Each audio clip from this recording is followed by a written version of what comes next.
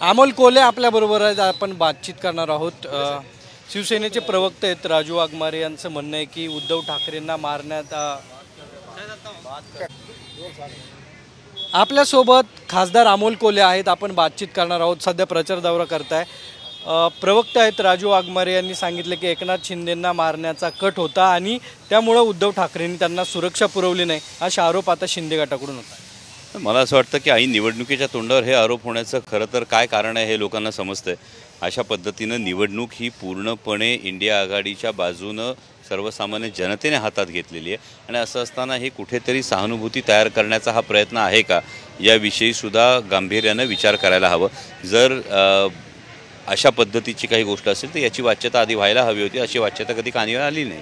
अनेक नेत्यांवरती आचारसंहितेचे गुन्हे दाखल होत आहेत. शिरूर मतदारसंघामध्ये काही लोकांना धमक्या दिल्या जात आहेत असे आरोप जे आहेत ते आता संजय राऊत करतात.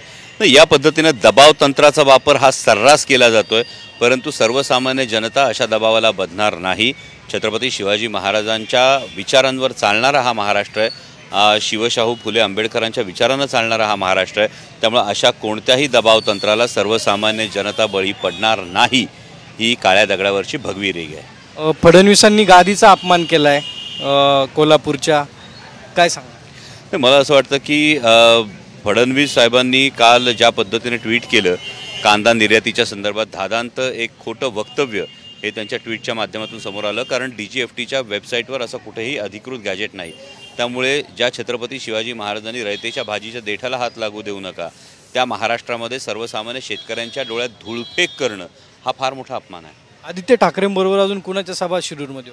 आदरणीय पवारसाहेबांच्या सभा आहे, काँग्रेसचे नेते माननीय बाळासाहेबजी थोरात यांच्या सभा आहेत आणि आदित्यजी ठाकरे यांची यांचा रोड शो हा शिरूर लोकसभा मतदारसंघामध्ये असणार आहे. नियोजन 100% सगळं नियोजन झालेलं आहे. सर्वसामान्य जनतेनेच ही निवडणूक हातात घेतलेली आहे. त्यामुळे जनतेकडून उत्स्फूर्तपणे प्रत्येक ठिकाणी स्वागत होतं आहे आणि जनता ज्या मोठ्या प्रमाणावर रस्त्यावर उतरलेली आहे हे पाहता देशात आणि महाराष्ट्रात जी एकूण भारतीय जनता पक्ष आणि त्यांच्या महायुतीचं जे काही हे होतं सत्ता होती यामध्ये नक्की परिवर्तन अटळ आहे. डमी शब्दाला एक समोरून एक शब्द आला की डॅडी, नेमकं काय डॅडी? नाही, या वाक्याचा अर्थ त्यांनीच सांगितला तर बरं पडेल, परंतु कसं आहे जी वस्तुस्थिती ती नाकारता येत नाही आहे. कारण माननीय मुख्यमंत्री एकनाथजी शिंदे यांच्या पक्षात ते उद्धव साहेबांना दगा देऊन गेले होते. पण तसं असताना माननीय मुख्यमंत्री महोदयांच्या मनात पहिल्या पसंतीचे उमेदवार हे समोरचे उमेदवार नव्हतेच. त्याचबरोबरीनं तिकीट मिळावं म्हणून नंतर उडी मारून ते ज्या राष्ट्रवादी काँग्रेस पक्ष अजित पवार यांच्या पक्षात गेले त्याही पक्षातल्या पहिल्या पसंतीचे उमेदवार ते नव्हतेच. इतकंच कशाला, ज्याची इतकी मोठी जाहिरात केली ते माननीय मुख्यमंत्री आणि एक उपमुख्यमंत्री हे अर्ज भरायला सुद्धा आले नाहीत.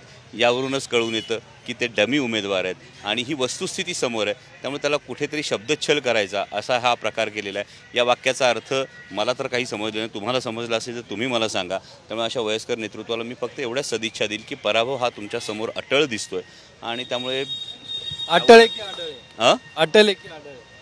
नाही, पराभव हा अटळ आहे आणि त्यामुळे त्यांना एवढ्या शुभेच्छा आहे की गेट वेल सून. ठीक आहे.